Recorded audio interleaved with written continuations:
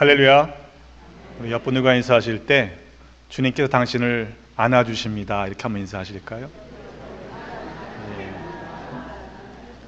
주님의 품에 안기며 평안을 누리시는 복된 삶을 살아가시기를 주의 이름으로 축복합니다. 한국에서는 5월 5일이 어린이날이죠. 때문에 한국교회는 대부분 5월 첫째 주일을 어린이 주일로 지키고 있습니다. 미국에서는 따로 어린이날이 없는 이유가 365일 어린이날이기 때문에 그렇다고 하더군요. 예년과 달리 우리 오늘 어린이 주일을 지키면서 우리 교회 교회학교 어린이들이 2부 영어 예배에 참여를 했습니다.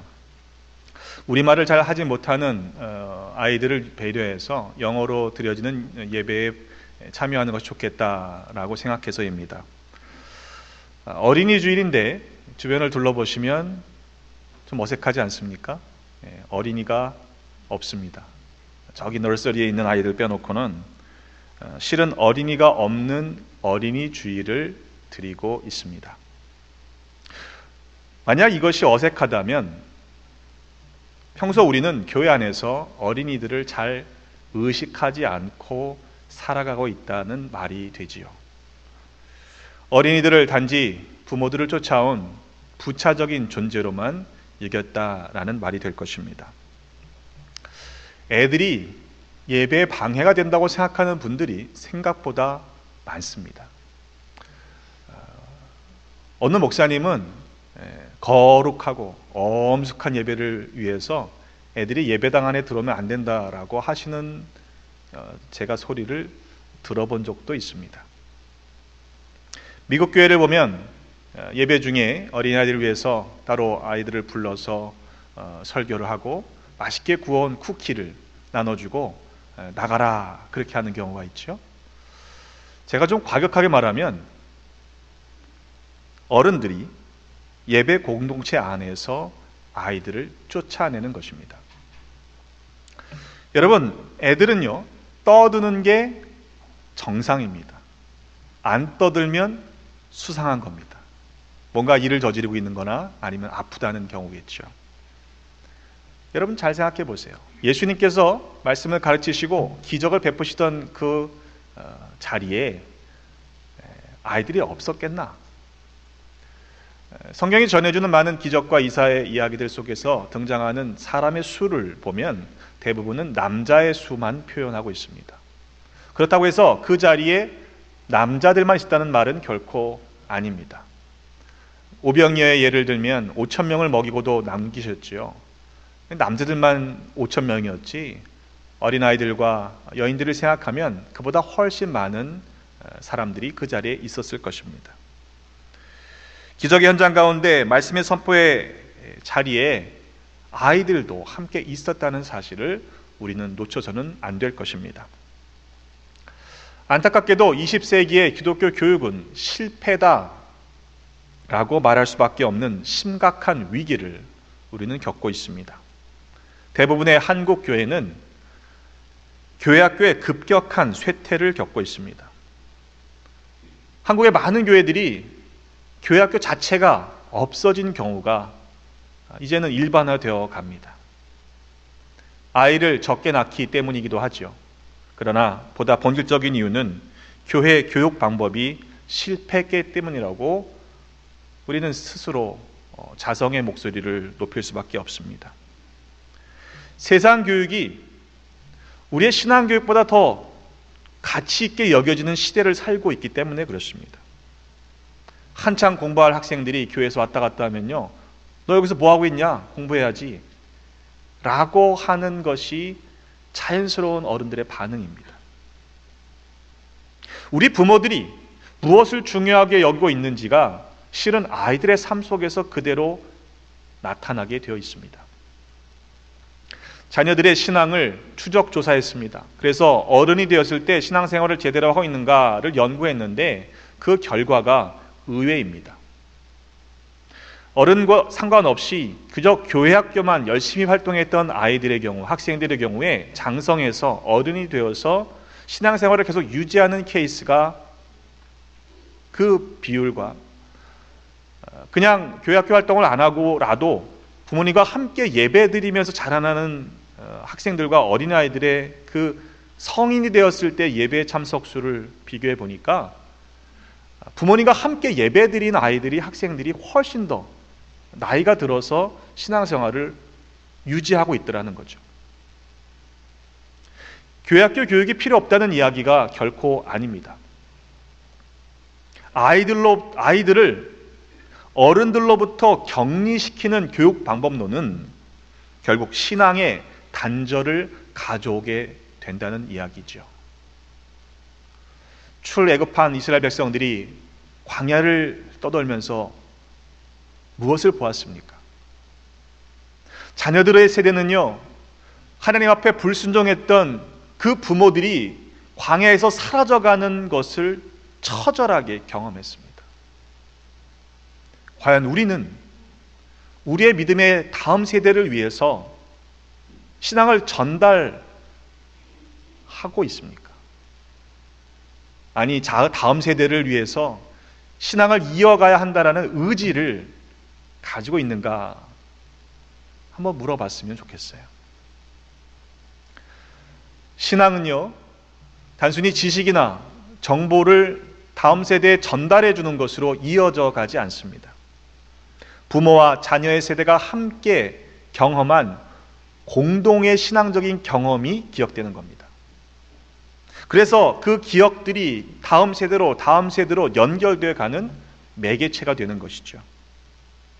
때문에 다소 불편하더라도 어린이들과 함께, 자녀들과 함께 드리는 예배를 여러분들 포기하지 마시기를 간절히 부탁을 드립니다. 저도 어린 시절 추억을 떠올려 보면 저희 할머니 손을 붙잡고 아주 어렸을 때 추운 겨울 새벽이었는데 언덕 위에 있던 교회를 쫓아 올라가던 기억이 지금도 납니다. 때문에 여러분들 부탁드리는 것은 다음 주 특별히 마더스데이인데 애들 왔다고 예배를 포기하지 마시고요. 아이들 데리고 와서 함께 예배하는 기쁨을 누려보시기를 주님의 이름으로 축복합니다. 오늘 본문에 보면 아이들이 등장합니다. 정확하게는 부모들이 자기 아이들을 예수님께로 데리고 오죠. 만져주시기를 기대하는 것입니다. 그런데 제자들이 그것을 막습니다. 성경은 제자들이 그 부모들을 꾸짖었다 이렇게 전해줍니다. 아마도 제자들 입장에서는 아이들을 데리고 오는 부모들이 못마땅했을 겁니다. 아니, 지금 우리 예수님이 어떤 분이신데 여기가 감히 어디라고 애들을 데리고 와? 그렇지 않아도 바쁘신데 이렇게 조그마한 아이들까지 데려오면 어떻게 하라는 거야? 아마 그런 마음이었을 겁니다. 자신들이 그렇게 예수님께로 다가오는 부모들을, 아이들을 막는 것이 마땅한 일이라고 생각했을 것입니다. 하지만 예수님께서는 오히려 제자들이 무색하게 그 어린아이들을 불러 가까이 오게 하시지요. 말씀하시기를 어린아이들이 내게 오는 것을 용납하고 금하지 말라. 하나님의 나라가 이런 자들의 것이라. 이렇게 말씀하십니다. 제자들은 민망했을 겁니다. 황당했을 겁니다. 아니, 하나님의 나라가 이런 자의 것이라고?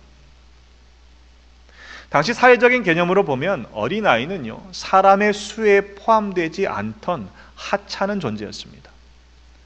노동력이나 군사력으로 가치 있게 쓰임 받으시는 남자 성인만 사람의 수에 계수되던 시대입니다. 그러니까 아이들은요, 사람도 아닌 거죠.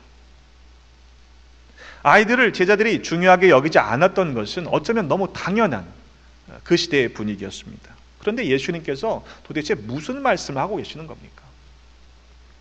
이어서 말씀하시는데 내가 진실로 너에게 이르노니 누구든지 하나님의 나라를 어린아이와 같이 받아들이지 않는 자는 결단코 거기 들어가지 못하리라 말씀하십니다. 한마디로 어린아이처럼 하나님의 나라를 받아들여야 한다는 말씀이죠. 우리를 한번 생각해 보시면 쉬울 것 같아요. 과연 하나님의 나라를 받아들이지 않는 사람이 어디 있겠습니까? 내가 들어갈 수 있느냐 들어갈 수 없느냐가 문제지, 주시면 들어가게 하시면 당연히 들어갈 것 같잖아요. 당연히 받아들일 것 같잖아요. 그런데 정말 그러냐는 거죠. 하나님의 나라를 어린아이처럼 정말 우리는 받아들일 수 있느냐? 도대체 하나님의 나라를 어린아이처럼 받아들인다고 하는 것이 무슨 말일까요? 우리가 일반적으로 어린이들에 대해서 이야기하면요, 어린이들은 주는 대로 받습니다. 그렇죠? 여러분들이 고개를 절레절레 흔드시는 분들은 목사님 요즘 애들은 안 그래요. 그죠? 맞아요. 요즘 애들이 안 그러는 겁니다. 하도 어른들 닮아갖고요, 스포일 돼서 요즘 애들이 안 그러는 거지, 애들은 원래는 순수해요. 받으면서 무슨 꿍꿍이가 있는 거야? 라는 것으로 받지 않습니다. 선의를 선이 그대로 받습니다. 주는 것에 대해서 이러쿵저러쿵 따지지 않습니다. 받을 때 기쁨으로 받습니다. 원하는 것이 생기면 그것을 얻을 때까지 기필코 그것을 얻으려고 간절히 바라고 그것만 집중하죠. 어린아이들은 단순합니다. 상식적인 선에서 원래 애들이 그렇다는 거예요. 우리가 경험하는 아이들을 비교하지 마십시오. 오늘 읽으신 본문의 말씀 앞과 뒤를 연결시켜 보면 왜 예수님이 지금 이 말씀을 하고 계시는지가 조금 더 명확해집니다. 곧바로 이어지는 본문 후의 이야기는 예수님을 찾아온 어느 한 부자의 이야기입니다. 그는 관리였지요. 그는 영생에 대한 관심을 가지고 있었습니다. 예수님께 묻습니다. 선한 선생님이여, 내가 무엇을 하여야 영생을 얻겠습니까? 예수님께서 대답하실 때, 어찌하여 나를 선하다 일컫느냐? 하나님 한 분 외에는 선한 이가 없느니라. 네가 계명을 안 하니 간음하지 말라, 살인하지 말라, 도둑질하지 말라, 거짓 증언하지 말라, 네 부모를 공경하라 하였느니라. 그 이야기를 들은 이 부자가 이야기합니다. 제가요, 어려서부터 이것을 다 지켰습니다. 예수님께서는 이 말을 들으시고, 네게 아직도 한 가지가 부족한 게 있는데 네가 가지고 있는 것을 다 팔아서 가난한 자들에게 나눠주라.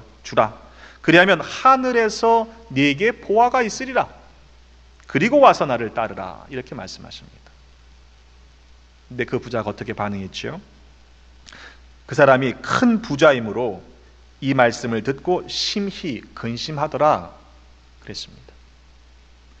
동일 본문인 마태복음과 마가복음의 말씀을 보면 그가 재물이 많음으로 이 말씀을 듣고 가니라 그랬습니다. 근심하며 예수님을 떠나갔다는 이야기입니다. 그는 분명히 영생을 구하고 있었습니다. 하지만 예수님께서 하늘에서의 보화를 얻을 수 있는 기회를 주셨음에도 받아들이지 못했던 것이죠. 어쩌면 우리 모습이 그 부자와 비슷하지 않은가 하는 생각을 해봅니다. 버리지 못하고 붙잡고 있는 것들이 아직도 너무 많은 것이지요. 결국 언젠가 그때가 되면 다 놓고 가야 할 것들을 우리는 놓치지 않으려고 아둥바둥하며 살아가고 있는 것입니다. 여러분 어린 시절에 밖에서 놀던 그런 때를 회상해 보십시오. 하루 종일 밖에서 놀다가도요, 어머니가 집에서 밥 먹어라 부르시면 하던 거 다 내려놓고 집으로 달려갈 때 억지로 달려가진 않잖아요. 기쁨으로 달려가잖아요. 언젠가 우리도 그렇게 돌아갈 때가 있음을 여러분 잊지 마시기를 간절히 바랍니다. 예수께서 그를 보시고 말씀하십니다. 재물이 있는 자는 하나님의 나라에 들어가기가 얼마나 어려운지, 낙타가 바늘 귀로 들어가는 것이 부자가 하나님의 나라에 들어가는 것보다 쉬우니라. 듣는 사람들이 놀라서 대답합니다. 그런즉 누가 구원 얻겠습니까? 이르시되 무릇 사람이 할 수 없는 것을 하나님은 하실 수 있느니라. 그 말씀은 하나님 나라에 들어가는 것은요, 우리가 무엇을 하여야만 들어갈 수 있는 게 아니라는 거죠.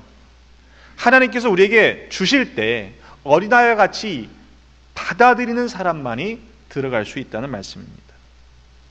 우리 모두가 하나님이 우리에게 하늘나라를 주실 때 여러분 기쁨으로 받으시기를 주님의 이름으로 축복합니다. 오늘 본문의 이전의 직전의 말씀은 잘 아시는 바리새인과 세리의 기도에 대한 이야기입니다. 두 사람이 기도하러 성전에 올라갔는데 하나는 바리새인이고 하나는 세리였죠. 바리새인은요 서서 따로 기도합니다. 하나님이여, 나는 다른 사람들 곧 토색, 불의, 간음을 하는 자들과 같지 아니하고 이 세리와도 같지 않음을 감사합니다. 나는 일에 2번씩 금식하고 또 소득의 11조를 드립니다. 그렇게 기도를 합니다. 반면에 세리는요 따로 멀리 서서 감히 눈을 들어 하늘을 쳐다보지도 못하고 다만 가슴을 치며 하나님 불쌍히 여겨 주십시오. 내가 죄인입니다. 이렇게 기도합니다. 예수님이 뭐라고 그러시냐면 내가 너에게 이르노니 이에 저 바리새인이 아니고 이 사람이 의롭다 하심을 받고 그의 집으로 내려갔다. 세리가 오히려 바리새인의 기도보다 의로웠다. 이렇게 말씀하시는 거죠. 그런데 그 비유를 주시는 이유가 분명합니다. 누가복음 18장 9절에 보면 또 자기를 의롭다 믿고 다른 사람을 멸시하는 자들에게 이 비유를 주신 거예요. 그 비유의 결론이 그렇습니다. 무릇 자기를 높이는 자는 낮아지고 자기를 낮추는 자는 높아지리라. 바리새인처럼 자기를 의롭다고 믿고 다른 사람을 멸시하는 사람들, 그런 사람들은 결과적으로 낮아지게 된다는 겁니다.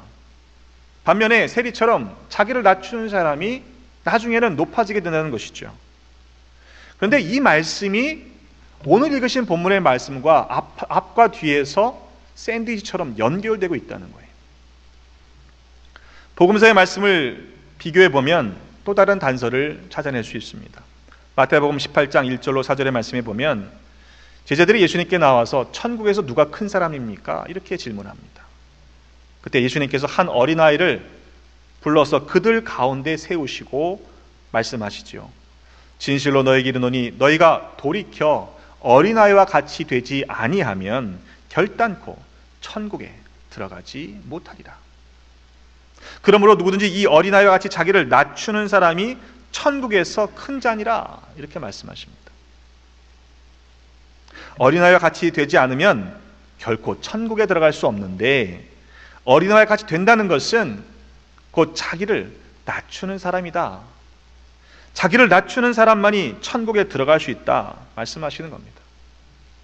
제자들은요 천국에서 누가 크냐 이것 따지고 있는데 아니 낮아지지 않으면 어린아이와 같이 되지 않으면 천국에 못 들어가 이렇게 말씀하시는 거예요.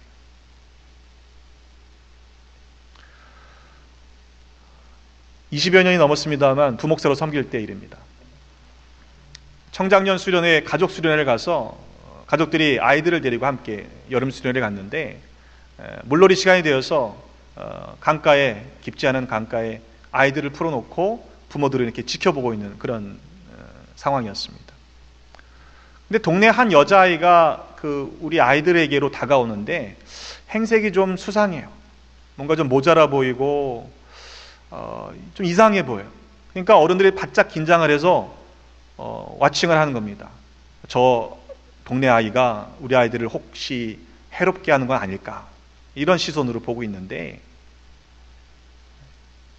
뭐 몇 분이 되지 않았어요. 애들끼리 친구가 되더라고요. 저희가 얼마나 부끄러웠는지 모릅니다.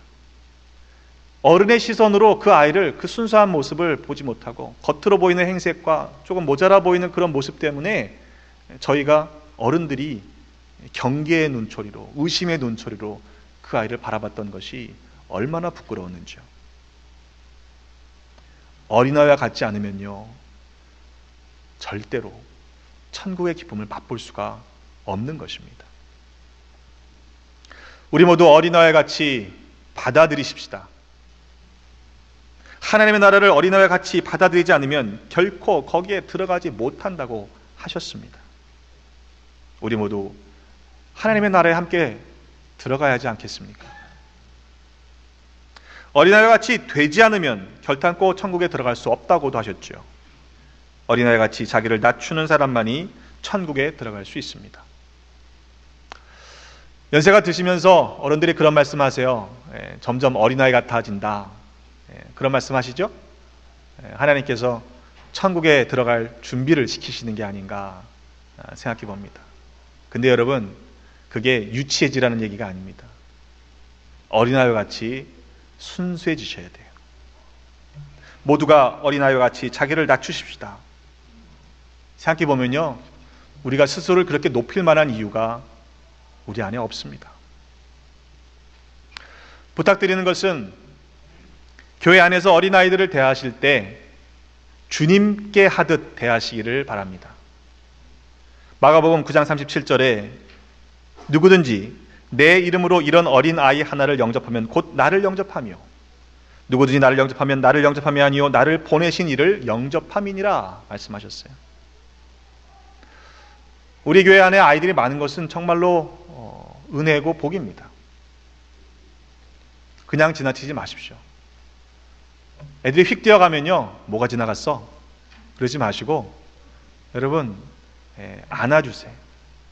머리를 쓰다듬어 주시고요, 축복해 주십시오. 한 번, 두 번 하지 마시고요, 계속 하십시오. 그러면 아이들이 여러분을 보고 달려와 안길 것입니다.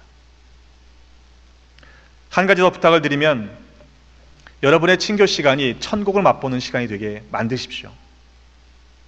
마태복음 10장 42절에 주님 말씀하십니다. 누구든지 제자의 이름으로 이 소자 중 하나에게 냉수 한 그릇이라도 주는 자는 내가 진실로 너에게 이르노니 그 사람이 결단코 상을 잃지 아니하리라. 냉수 한 그릇 소자에게 주는 것이 상급이 있다고 말씀하세요. 이 식판을 들고 어디에 앉아야 될지 교인들이 당황하게 만들지 마십시오. 그런 분들 보시면요, 여러분의 자리를 양보하세요. 물도 좀 떠다 드리시고요, 한번 그렇게 우리 친교의 자리를 천국의 기쁨을 맛보는 자리로 만들어 보십시다. 여러분 그렇게 식판 들고 왔다 갔다 하시는 분들은요, 잘 몰라도요, 둘 중에 하나예요. 우리 교인으로 등록한 분이 여러분이 모르는 거예요. 그죠? 아니면 방문한 분들입니다. 우리 교회와 상관없는 분들이 식판 들고 왔다 갔다 할 리가 없어요. 여러분, 모르는 건 우리 책임이에요. 그렇잖아요? 오늘은 어린이 주일입니다. 만일 우리가 하나님 보시기에 어린 아이와 같다면 오늘 드려지는 어린이 주일 예배는 의미가 있다라고 생각이 듭니다.